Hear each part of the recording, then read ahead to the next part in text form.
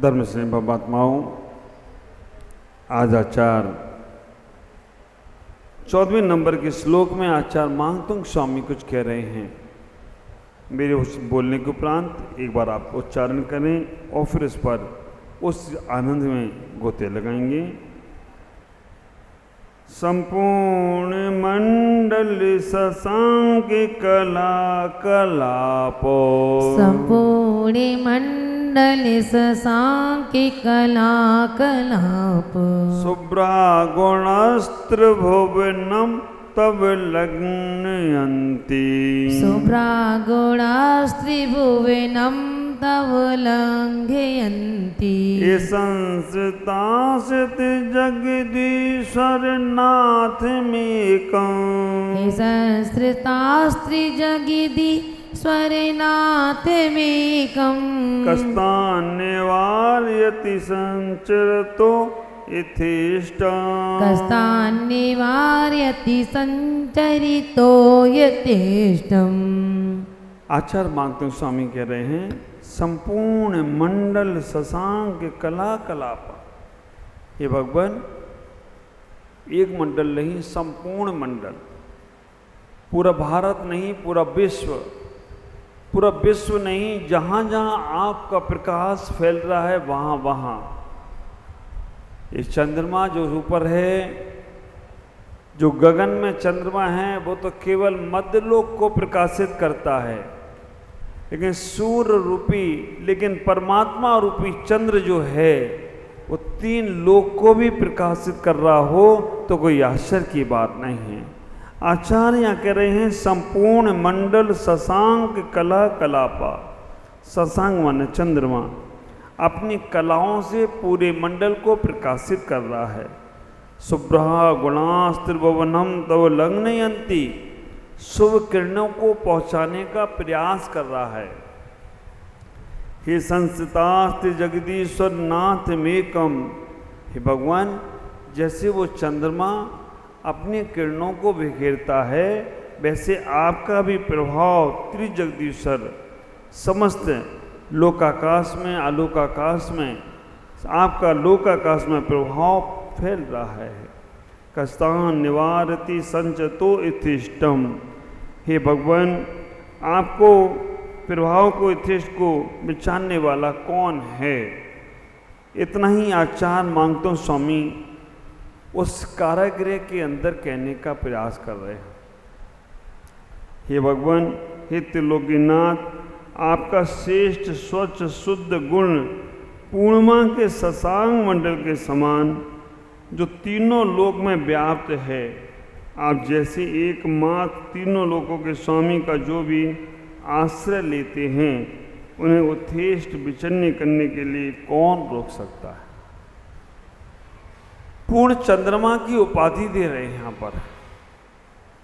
कल तो आचार्य भगवान ने कहा था कि भगवान चंद्रमा में आपकी उपमा नहीं दे सकते हैं, चंद्रमा से आपकी उपमा देने से उसमें तो दाग है, उस दाग से प्रभावित हो जाएंगे, लेकिन आप में कोई दाग नहीं है। लेकिन आज वो यहाँ कहने का प्रयास कर रहे हैं इस काव्य के माध्यम से कि हे भगवान, जैसे पूर्णिमा का चांद होता है वैसे ही आप हैं। आज से शुक्ल पक्ष प्रारंभ कर दिया उन्होंने, आज से उन्हें आगे बढ़ने की क्रिया शुरू कर दी। अभी तक कटघरे में थे कि उन्हें लगता था कि दुख होगा, संकट होगा, कष्ट होगा, लेकिन आज से कह रहे कि हम शुक्ल पक्ष की ओर बढ़ रहे हैं। शुक्ल पक्ष का पूनम का चंद्रमा अपने आप बढ़ता बढ़ता वो तो अमावस्या के अंधकार को काट देता है। ख्याल करना, वैसे तो आज हरियाली अमावस्या है ना, वैसे यहाँ चर्चा आज हम पूर्णिमा की कर रहे हैं। अगली जो पूर्णिमा आएगी हमारे ख्याल से रक्षाबंधन होगी, उस दिन अगली पूर्णिमा जो होगी वो रक्षाबंधन की होगी।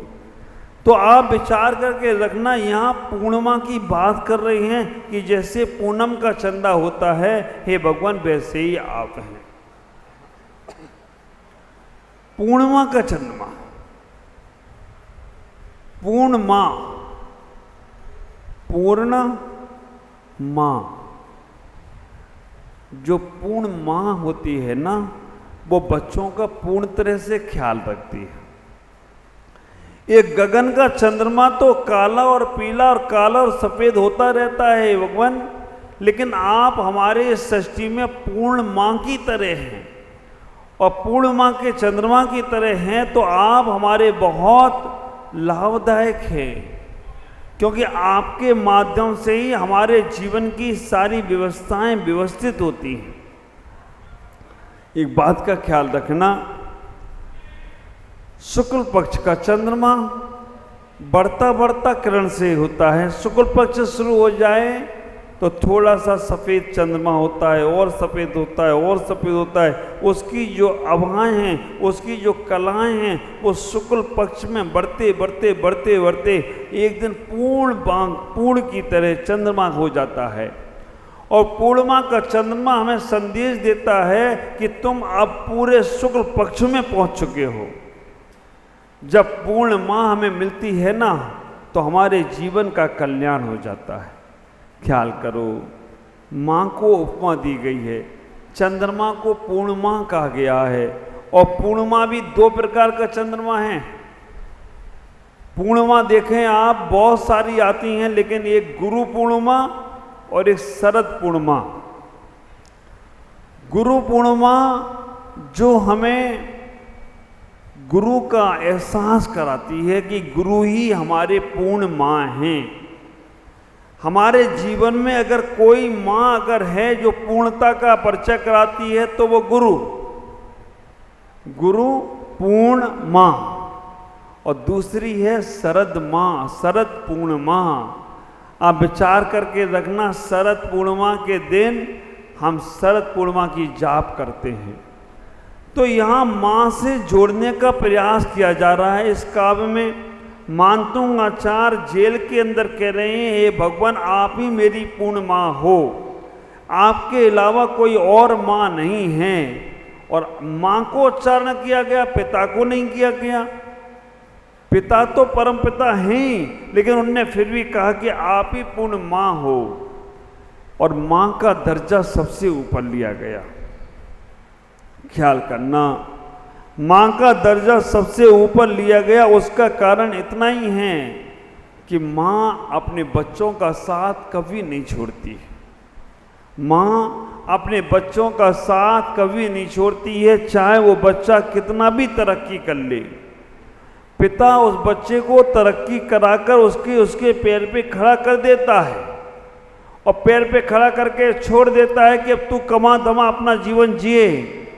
लेकिन फिर भी माँ उसके उस जीवन में भी अपना वर्चस्व रखती है कि मेरा बेटा भले ही कमाने लगे, भले ही कितना बड़ा काम कर ले, लेकिन फिर भी माँ उसके साथ हमेशा रहती है। ख्याल करना, यहाँ माँ का शब्द उच्चारण किया गया। आचार्य यहाँ कह रहे हैं कि भगवान आप ही हमारे पूर्णिमा के समान हो। तीन लोक के नाथ को यहाँ पर पूर्णिमा के समान कह रहे हैं। बच्चे को जब तकलीफ होती है ना, तो सबसे पहले बच्चे के मुख से उई माँ शब्द निकलता है।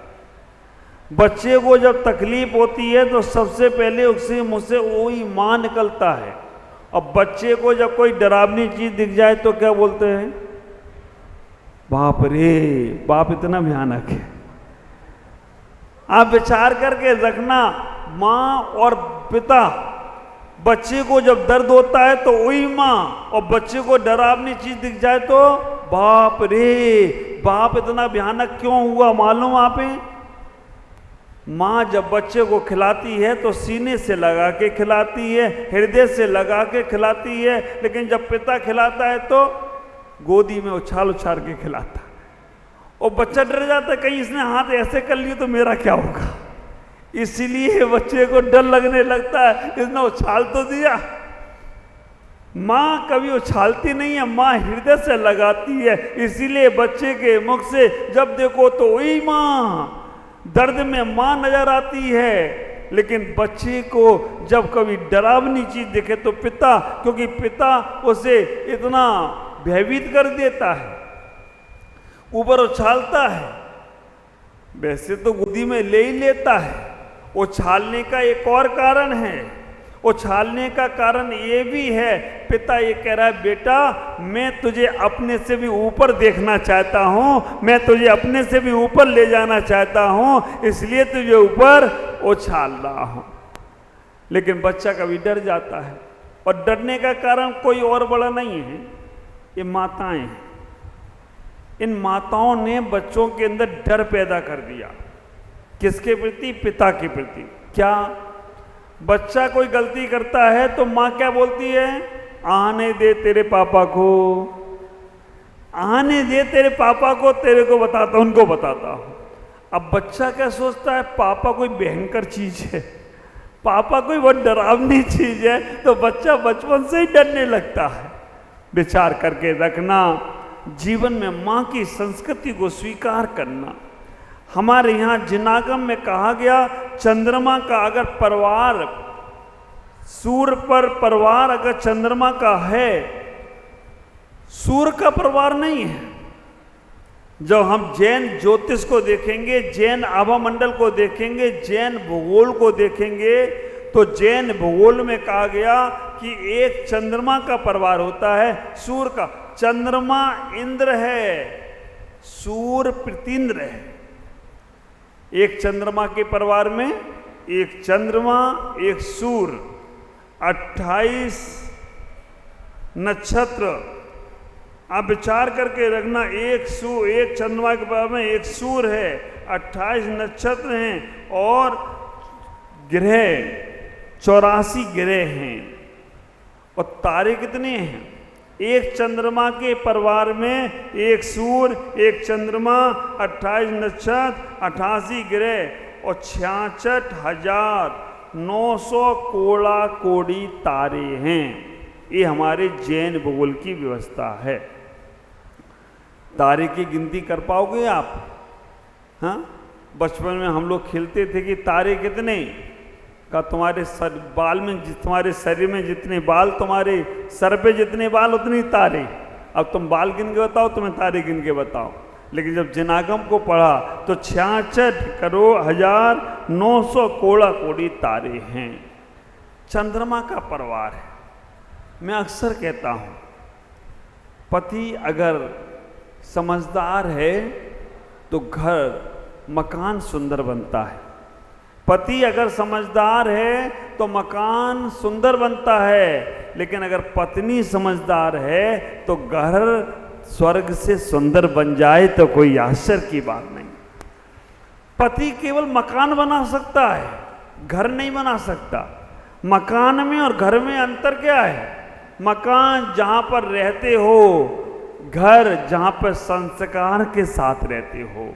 पति समझदार है तो मकान अच्छा बनता है, पत्नी समझदार है तो घर अच्छा बनता है, बच्चे समझदार हैं तो घर स्वर्ग बनता है, और उस घर में माँ बाप रहते हो तो घर स्वर्ग से सुंदर बन जाए तो कोई आश्चर्य की बात।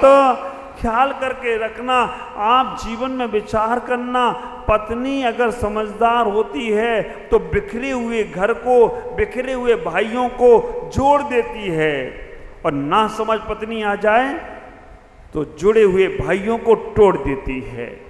ख्याल करके रखना, समझदार नारी अगर घर में आ जाती है तो भाई अगर आपस में बात नहीं करते हैं, अगर माँ बाप से बच्चे बात नहीं करते हैं, तो समझदार नारी उन्हें जोड़ती है।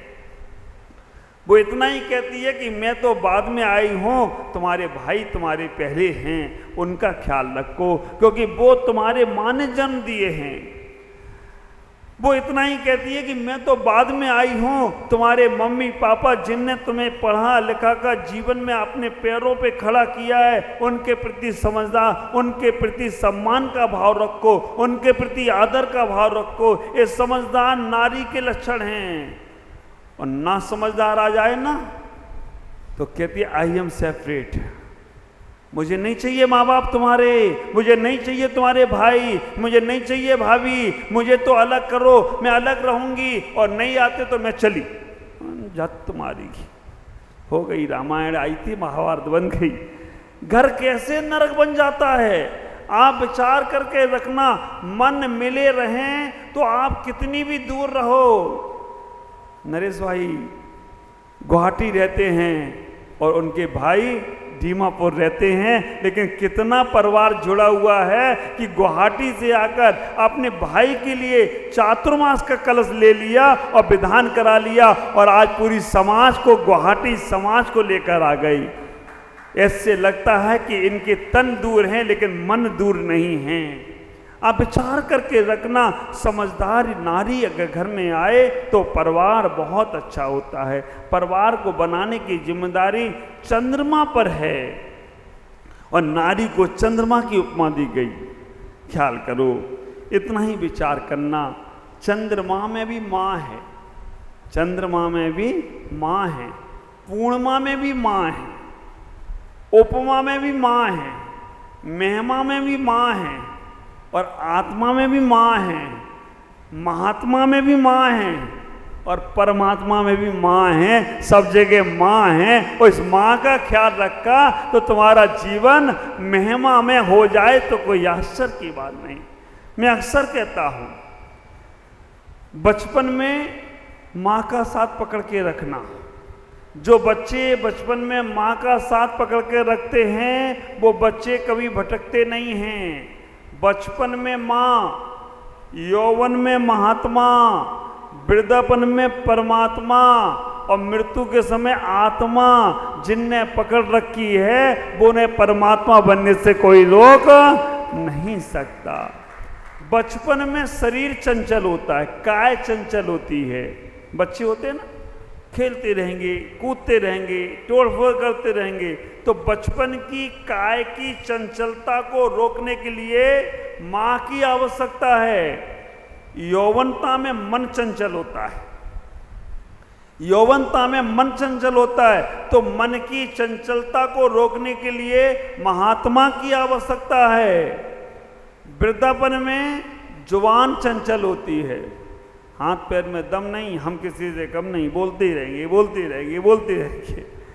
आप विचार करके रखना, जिनको अपना बुढ़ापा खराब करना है ना वो बहुत बोलो, और जिनको अपना बुढ़ापा अच्छा करना है तो आप बुजुर्ग अवस्था में बोलो कम बोलोगे तो बुढ़ापा अच्छे से निकलेगा, क्योंकि अब तुम्हारे बच्चे तुम्हारी सुनने वाले नहीं है, और नहीं तुम बोलोगे तो टाल टूल के निकल जाएंगे।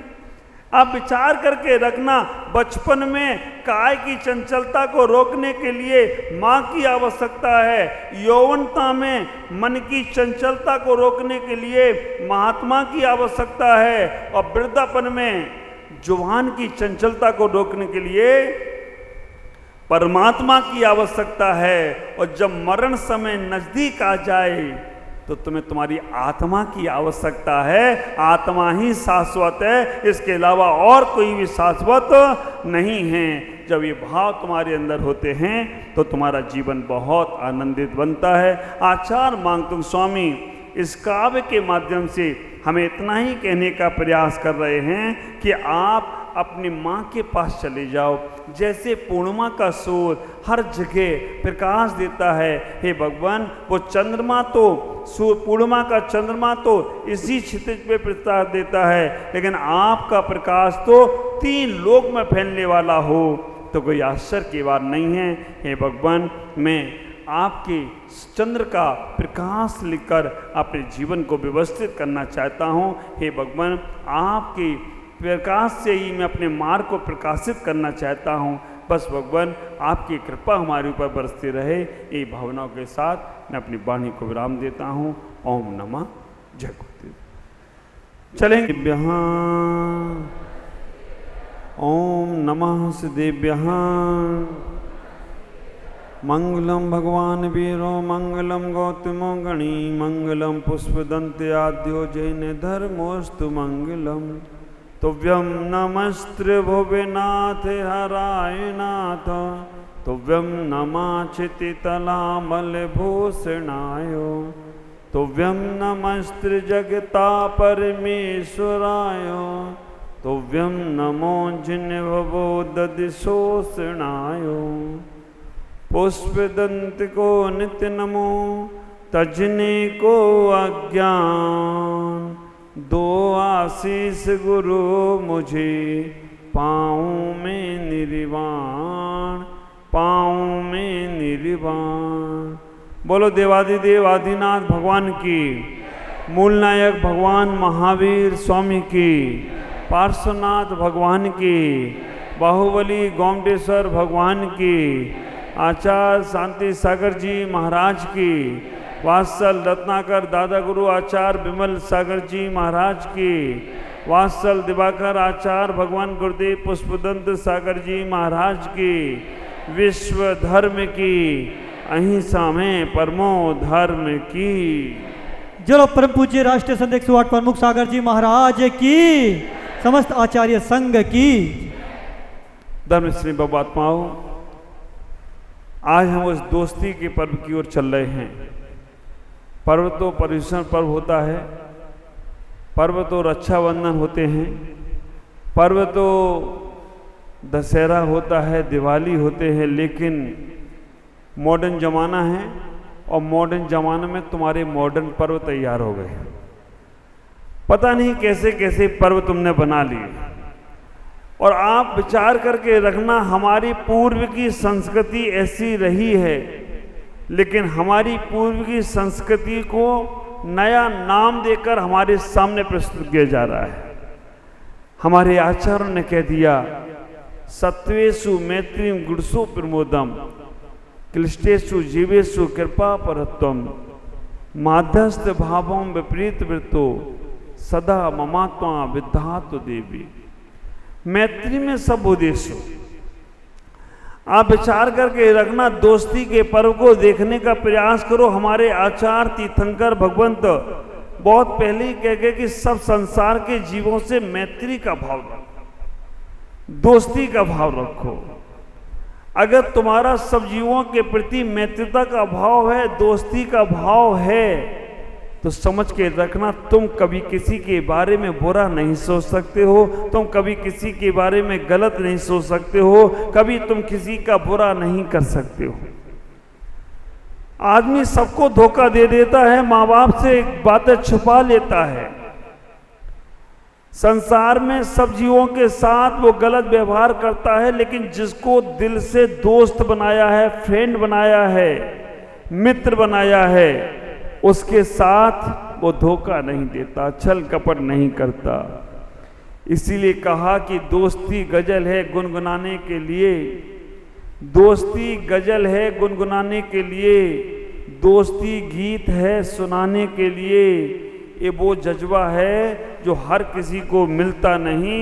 हौसला चाहिए दोस्ती निभाने के लिए, हौसला चाहिए दोस्ती निभाने के लिए। अभी हमारे पास नरेश जी आए, बोले महाराज मेरे 28 साल का 25 साल का दोस्त यहाँ पर मेरे साथ है। आप विचार करके रखना, दोस्त शब्द को, फ्रेंड शब्द को, मित्र शब्द को बहुत सामान से मत लो, क्योंकि आचार्यों ने कह दिया सब भूतेषु मैत्री में सब उदेशु। हर जीवों से हमारी मैत्रिता का भाव है। और ख्याल करके रखना, जब तुम्हारा सब जीवों के प्रति मैत्रिता का भाव होगा ना, तो तुम उनके प्रति कभी गलत नहीं सोच सकते हो, उनके प्रति कभी गलत नहीं कर सकते हो, क्योंकि मित्र ही है जो हमारे जीवन में हमारे मन की बात हम उससे कह सकते हैं। ख्याल करना। और जब तुम्हारे जीवन में कोई मित्र आता है ना, तो तुम्हारा वजन हल्का हो जाता है। मैं रास्ते में चला जा रहा था विहार करते हुए, अकेले ही था, कोई नहीं थे साथ में, तब मैंने कुछ पंक्तियां लिखी। आप विचार करके रखना, इस मैत्रिता के पर्व को देखना आप। एक मित्र चाहिए जिंदगी के लिए, मैंने कुछ पंक्तियां लिखी कि एक मित्र चाहिए जिंदगी के लिए, हाथ में हाथ रहे बंदगी के लिए, सुख दुखों में साथ हो दिल लगी के लिए।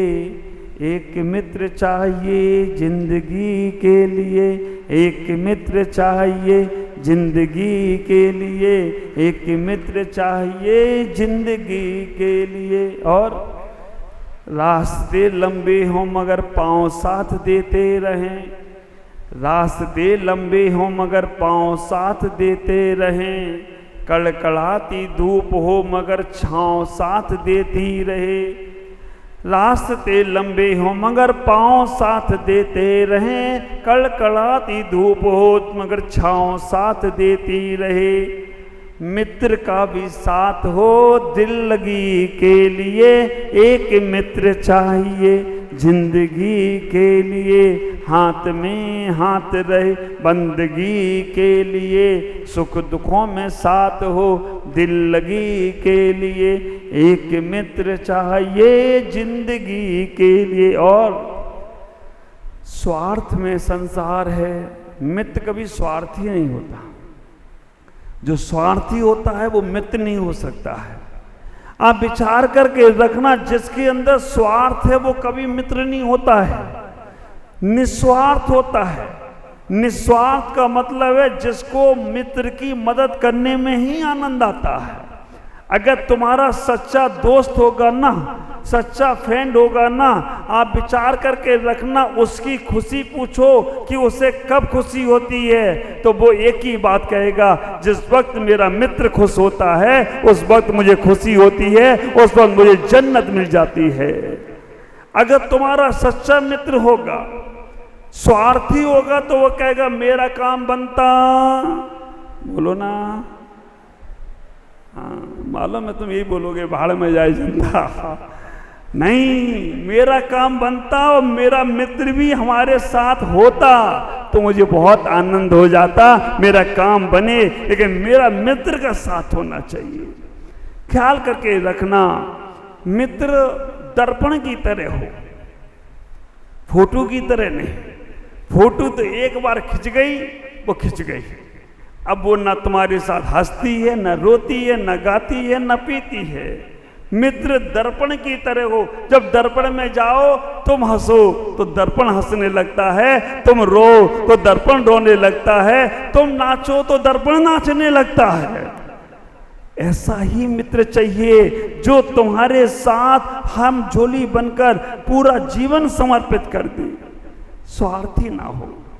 स्वार्थ में संसार है, स्वार्थी हैं यहाँ के लोग, स्वार्थ में संसार है, स्वार्थी हैं यहाँ के लोग। निस्वार्थी मित्र चाहिए, निस्वार्थी मित्र चाहिए बंदगी के लिए, निस्वार्थी मित्र चाहिए बंदगी के लिए, एक मित्र चाहिए जिंदगी के लिए, सुख दुखों में साथ हो बंदगी के लिए, एक मित्र चाहिए जिंदगी के लिए।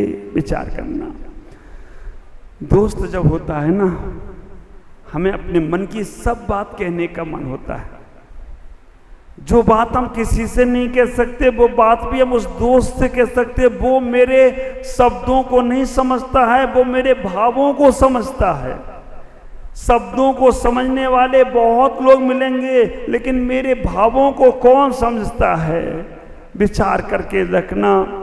कई बार मित्र मित्र पे गुस्सा हो जाता है, लेकिन मालूम है वो मित्र मित्र पे गुस्सा नहीं हो रहा है, वो समझ रहा है कि ये ऊपरी बनावटी दिखावट है इसकी, लेकिन अंदर से ये कभी मेरा बुरा नहीं सोच सकता। ख्याल करो, दोस्त दोस्त नहीं खुदा होता है।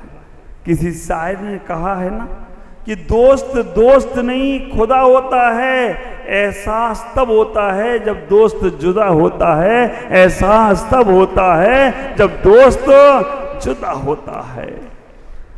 है कोई तुम्हारे जीवन में दोस्त? है कोई तुम्हारे जीवन में फ्रेंड जिससे तुम अपने मन की सब बातें कह सकते हो? है ऊपर वाला। अच्छा है, चला गया। वास्तव में है। ओम जी बोल रहे है महाराज मेरा दोस्त। दोस्त के पास मन की बात कहने का मन होता है? एकदम कहते हैं। आप विचार करके रखना। अभी मैं जैसे ही आप लोग यहाँ बैठे थे, मैं मंदिर गया, मैंने भगवान महावीर को देखा, तो बस एक ही मन में से एक ही भावना ही, भगवान मेरे दोस्त बन जाओ। मैं आपका दोस्त बनकर आपके पास मिलने आया हूँ, क्योंकि एक आप ही ऐसे हो जिनसे मैं अपने मन की सब बात कह सकता हूँ, और मुझे भरोसा है आप पे कि आपको जो कहूँगा ना। ये राजेश का बेटा भी मेरे साथ में था, मैंने कहा चल पकड़ हाथ, भगवान से बात करते हैं अपन कि भगवान मैं तुमसे दोस्ती करना चाहता हूँ, क्योंकि तुम्हारे मन में कभी राग द्वेष नहीं आएगा, तुम्हारे मन में कभी स्वार्थ नहीं आएगा। जहाँ राग द्वेष हो, जहाँ स्वार्थ हो, जहाँ पक्षपात हो, वहाँ दोस्ती कलंक हो जाती है। ख्याल करना, दोस्ती में शर्त नहीं होती, दोस्ती में तर्क नहीं होता। दोस्ती कैसी? जैसी दूध और पानी की दोस्ती। आप कभी विचार करके रखना, दूध को गर्म करने के लिए रखो, दूध को अग्नि जलाना प्रारंभ करती है। जैसे ही दूध को अग्नि जलाना प्रारंभ करती है, दूध उफनता है। महिलाओं को मालूम है, दूध उफनता है और उफनकर वो अग्नि को बुझाने की कोशिश करता है। तो मेरे अंदर से मेरे दूध, मेरे मित्र पानी को जला रहा है, और जैसे ही वो पानी उसमें डालते हो, आप डालते कि नहीं, दूध उफनने लगे तो उसमें ऊपर से पानी डाला, और जैसे ही पानी मिल गया वैसे ही वो दूध शांत हो जाता है, बैठ जाता है कि मुझे मेरा मित्र मिल गया। दोस्ती करना है तो पानी और मछली की तरह करना, पानी और पक्षी की तरह नहीं करना। पानी में पक्षी आता है, पानी पीता है, उड़ जाता है फुर से। आप विचार करके रखना, दोस्ती करना है तो पानी और मछली की तरह करना। अगर पानी सूख जाए तो मछली तड़प तड़प कर अपने प्राण दे देती है, लेकिन वो तालाब को छोड़कर नहीं जाती है। और पक्षी, ख्याल करो, पक्षी पानी पीकर उड़ जाता है। एक बहुत अच्छा उदाहरण आता है, एक पक्षी का प्रेम एक पेड़ से हो गया। पक्षी को प्रेम हो गया पेड़ से, दोस्ती हो गई पेड़ से, और जब उस पेड़ में आग लगी ना, उस पेड़ में आग लगी, सारे पक्षी उड़ने लगे, बच जाओ, बचा लो अपने आप को। लेकिन उस पक्षी ने इतना ही कहा, इसने मुझे जन्म दिया, इस पेड़ ने मुझे छाया दी, इस पेड़ ने मुझे बड़ा किया, इस पेड़ ने मुझे सुख दुख में साथ दिया, और अब ये संकट में आया तो मैं उड़ के भाग जाऊं, छोड़ के भाग जाऊं, एक कदापि नहीं होगा। इस पेड़ के साथ मैं भी जलने को तैयार हूं। ऐसी दोस्ती अजर और अमर हो जाती है। विचार करना। मैं आपसे कहना चाहता हूं, दोस्ती करना है तो अपने आप से करो, दोस्ती करना है तो अपने आप से करो। बाहर के लोग तो कब तुम्हें धोखा दे जाएं कोई भरोसा नहीं है। और एक बार ख्याल करना, जिसने अपने आप से दोस्ती कर ली, जिसने अपने आप को अपना मित्र बना लिया, जिसने अपने आप को अपने आप से जोड़ लिया, वो व्यक्ति परमात्मा हो जाता है। भगवान महावीर ने दोस्ती की अपने आप से। जब उन्होंने अपने आप से दोस्ती की, अपने आप से प्रेम किया, अपने आप से स्नेह किया, अपने आप की सब मित्रता की, तो ख्याल करो भगवान महावीर जहां चले जाते थे वहां पर जन्मजात शत्रु गाय और शेर एक घाट पर पानी पीने लग जाएं तो कोई आश्चर्य की बात नहीं होती है। सांप और नेवला एक साथ खेलते हैं। जिन लोगों की दोस्ती अपने आप से हो गई, जिन लोगों ने अपने आप को अपना दोस्त बना लिया, ख्याल करो, फिर भी हम बाहर की दुनिया में लोगों को दोस्त बनाते हैं। कौन दोस्त सच्चा है, कौन दोस्त सच्चा नहीं है, ख्याल करो। तुम जिसको भी दोस्त बना रहे हो, जिसको भी मित्र बना रहे हो, एक बात का ख्याल करना, मित्र के लिए मैं कहता हूं, जो बना दे तुम्हें पावन और पवित्र, वो ही होता है सच्चा मित्र। जो चुरा ले तुम्हारे अंदर का चित्त, वो ही होता है सच्चा मित्र।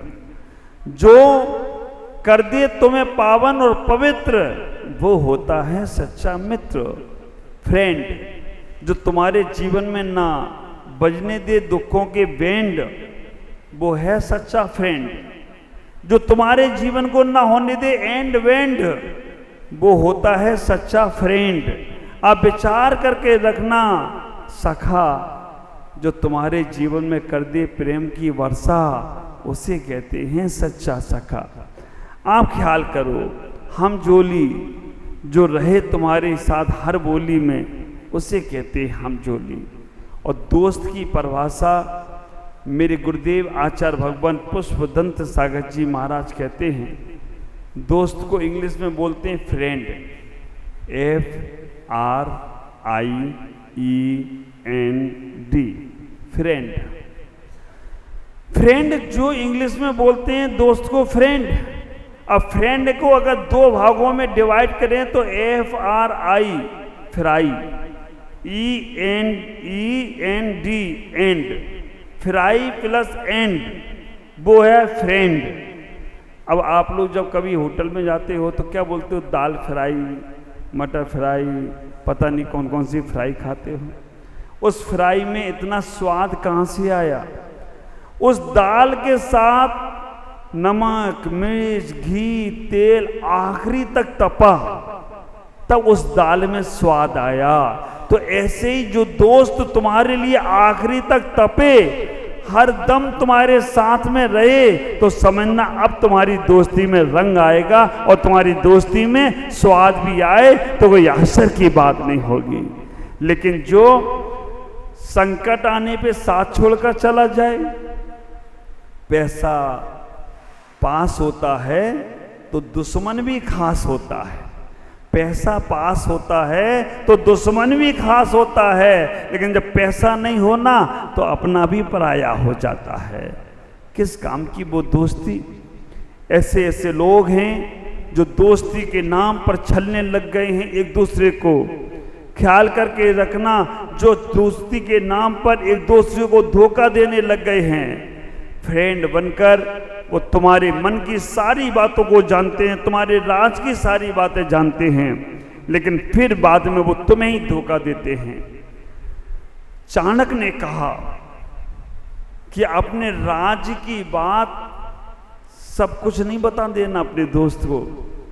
पता नहीं तुम्हारा कौन सा भेद जानकर वो तुम पर धोखा करे, लेकिन फिर भी अपने मन की बात उस पर विश्वास करना, उस पर भरोसा करना। एक बात मैं आप सब दोस्तों से कहना चाहता हूं, किसी को दोस्त बनाया है उसके साथ विश्वासघात नहीं करना, उसकी बात को यहां से वहां नहीं करना। दोस्त सच्चा वही होता है कि मित्र की आलोचना मित्र के सामने करता है, लेकिन मित्र के पीछे उसकी प्रशंसा करता है। और जो शत्रु होता है वो मित्र के सामने प्रशंसा करता है, लेकिन पीठ पीछे उसकी आलोचना करता है।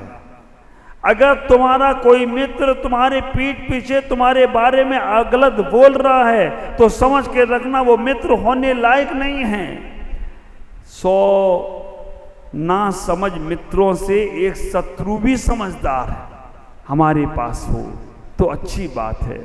मैं आपसे कहूँगा अपने जीवन में एक दोस्त जरूर बनाओ जिससे हम अपने मन की सब बात कह सकें। लेकिन वो दोस्त अगर तुम्हारी बातों को यहाँ से वहाँ कहता है तो हम उससे सावधान रहें, क्योंकि वो तुम्हारा दोस्त नहीं हो सकता, वो तुम्हारे लिए शत्रुता के बीज बोने वाला है। मित्र तो अपने मित्र के लिए सब कुछ न्यौछावर कर देता है। ख्याल करो, एक छोटा सा उदाहरण देकर मैं अपनी बात को पूरी करूंगा। बहुत छोटा सा उदाहरण है। एक सम्राट अपने बेटों को राज सौंपने के लिए तैयार हुआ। उसने अपने बेटे की परीक्षा करने के लिए उसे घर से निकाल दिया। घर से निकालकर उसने कहा कि तुझे मैं अपना राजपाट नहीं सौंपूंगा, जा तुझे जो आसरा दे उसके पास चले जा। ख्याल करना, वो लोग राजा ने निकाल दिया, राजा की पत्नी रानी ने भी उससे निकाल दिया। वो दोस्त गया, 24 घंटे जिसके साथ रहता था उसके पास, कहा कि मेरे पिता ने राज दरबार से निकाल दिया और कहा कि तू यहां से नगर छोड़कर चला जा, अगर तू नगर में रहेगा तो तेरे साथ कुछ भी कर सकते हैं, मुझे सहारा चाहिए। 24 घंटे जो साथ रहता था उसने कहा कि मैं तुम्हारा साथ नहीं दे सकता हूं, तुम्हें और कोई साथ देता हो तो जाओ, लेकिन मैं तुम्हारा साथ नहीं दे सकता हूं। दूसरे मित्र के पास गया, जो मित्र उसके साथ 6 घंटे 8 घंटे रहता था। उसने कहा कि मैं तुम्हें अपने घर में तो नहीं रख सकता हूं, लेकिन मैं तुम्हारी इतनी मदद कर सकता हूं कि एक मेरे घर के बाहर में घोड़ा बंधा हुआ है, घोड़ा ले लो और कुछ पैसे ले लो जिससे तुम इस नगर को छोड़कर जा सकते हो। उसने कहा मुझे घर में आसरा चाहिए, नहीं मिला। तीसरे मित्र के पास गया, तीसरे मित्र से पूछा कि मुझे आसरा चाहिए। उस तीसरे मित्र ने कहा कि आओ पहले घर में बैठो, घर में चलो, उसके बाद हम बात करेंगे। आप विचार करके रखना, तीसरे मित्र ने जैसे ही राजकुमार को अपने घर में लेके गया, उसी वक्त सैनिकों ने आके तीसरे मित्र को पकड़ लिया और राज दरबार में पेश किया। राज दरबार में जाकर देखते हैं पहला मित्र सोने के सिंहासन पे बैठा है, दूसरा मित्र चांदी के सिंहासन पे बैठा है, तीसरे मित्र के लिए फांसी का फंदा तैयार। पूछा तुमने राजकुमार की सलाह, राजकुमार को पनाह क्यों कैसे दी? उन्होंने कहा सम्राट ये मेरा मित्र है, इसने मेरे साथ हमेशा अच्छा व्यवहार किया है। ख्याल करो, अच्छा व्यवहार जब हम एक दूसरे के साथ करते हैं ना तो वो हमें हमेशा याद रखता है। हम कभी किसी को धोखा नहीं थे, विष दे देना लेकिन विश्वासघात नहीं करना बहुत बड़ी तपस्या है, दोस्ती निभाना बहुत बड़ी तपस्या है। दुश्मनी तो बच्चों का खेल है, थोड़ी सी तुम किसी से दुश्मनी लेना है तो आप विचार करके रखना, थोड़ा सा उसके साथ गलत व्यवहार कर दो तुम्हारी दुश्मनी तैयार। पूरे जीवन की साधना लगती है, और जब दोस्त मिलता है ना तो मन की बात कहने का भाव आता है। आज देखोगे आप शाम को नारायण श्री कृष्ण की दोस्ती ऐसे ही नहीं प्रसिद्ध हो गई। सुदामा जैसा दोस्त जो जब मिलने के लिए गया, सबको जब ये नहीं बताऊंगा, शाम को देखना,